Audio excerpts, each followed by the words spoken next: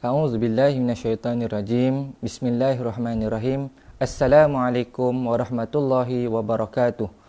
Alhamdulillahirabbil alamin wassalatu wassalamu ala asyrafil anbiya'i wal mursalin sayyidina Muhammadin wa ala alihi wa sahbihi ajma'in. Alhamdulillah bertemu kita lagi pada kali ini dan insya-Allah kita akan bincangkan tentang keberkatan rezeki. Jadi tuan-tuan dan puan-puan, apakah makna rezeki yang berkat? Rezeki yang berkat ni adalah sedikitnya kita rasa cukup dan banyaknya boleh diagih-agihkan. Manakala rezeki yang tidak berkat, sedikitnya tidak cukup, banyaknya kita akan rasa tidak puas. Sebab itu rezeki yang tidak berkat ni umpama meminum air laut. Bila mana semakin banyak kita minum, semakin banyak pula kita akan haus. Sebab itu tuan-tuan dan puan-puan, saya nak bawakan 4 tanda-tanda rezeki yang berkat. Jadi yang pertama, tanda rezeki yang berkat adalah apabila seseorang itu berdapat nikmat rezeki, hati dia semakin dekat dengan Allah dan jiwanya merasa tenang. Seperti mana dalam firman Allah Subhanahu Wa Taala dalam surah Nuh ayat 10 hingga 12, A'udzubillahi minasyaitonirrajim. Bismillahirrahmanirrahim.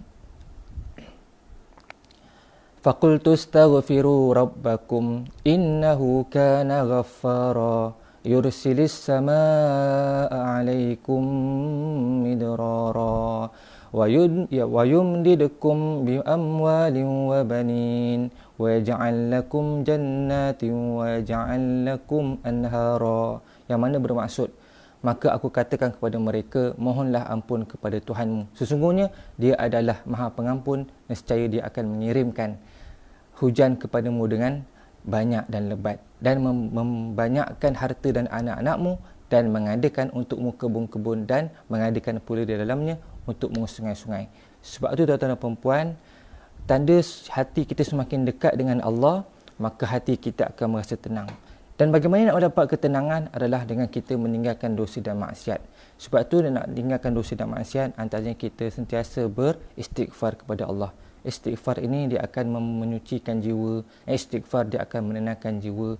Maka kalau kita dapat rezeki sama ada sikit ataupun banyak, kita akan semakin dekat dengan Allah. Kalau kita ada rumah yang besar, dengan rumah itu kita akan hidupkan bi'ah salihah.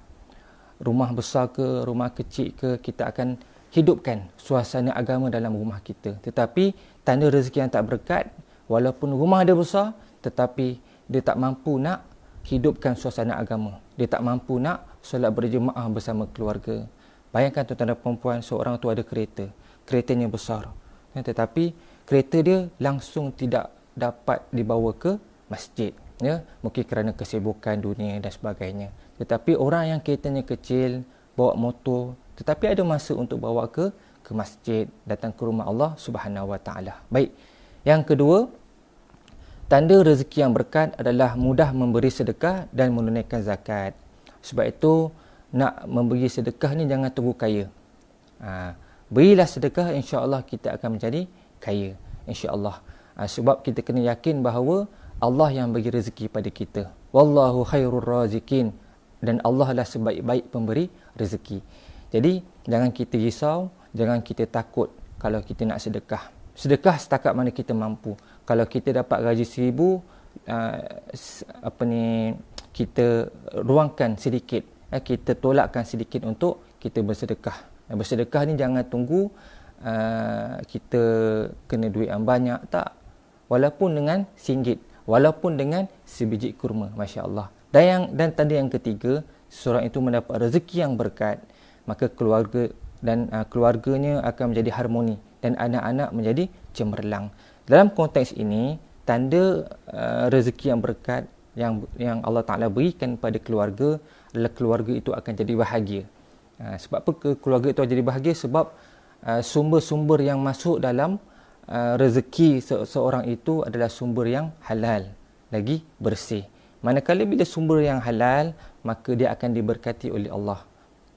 Berbeza dengan orang yang dapat duit yang banyak daripada sumber yang haram, daripada judi, daripada perkara-perkara maksiat, daripada perkara-perkara yang haram, maka sudah pasti dia akan masuk dalam tubuh badan kita. Bahkan kita bagi makan pada anak-anak kita, bagi makan pada isteri kita. Manakala tuan-tuan, bila mana dalam badan kita dipenuhi dengan sumber yang haram, maka sesuatu keluarga itu tak akan mencapai hakikat kebahagiaan, dan boleh jadi dia akan jadi keluarga yang porak-poranda, keluarga yang kacau bilau, dan yang lebih teruk lagi boleh mendatangkan kemudaratan sehingga berlakunya pergaduhan, cerai dan sebagainya. Baik tuan-tuan dan puan-puan, yang keempat, tanda-tanda rezeki yang berkat adalah kita sentiasa merasa cukup dan bersyukur kepada Allah Subhanahu Wa Taala.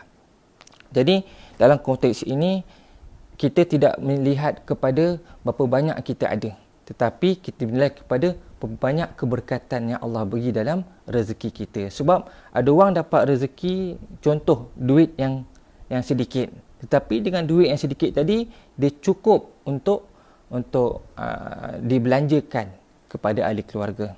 Berbeza dengan orang yang dapat gaji yang banyak, 10,000, 20,000, tetapi dia merasa tak cukup. Sebab apa? Sebab dia tak merasa bersyukur kepada Allah Ta'ala. Jadi ayuh hari ini tuan-tuan dan puan-puan, kita bina keluarga kita, kita bina diri kita dengan rezeki yang berkat. Itu yang saya sebut tadi, empat tanda-tanda yang disebutkan. Baiklah tuan-tuan dan puan-puan, cukup sekadar itu sahaja perkongsian saya pada hari ini. InsyaAllah ini peringatan untuk diri saya dan kita semua. Mudah-mudahan kita dapat terapkan dalam kehidupan kita dan sampaikan kepada ahli keluarga dan sahabat anda yang lain. Wallahu alam. Sekian, wabillahi taufiq wa hidayah. Wassalamualaikum warahmatullahi wabarakatuh.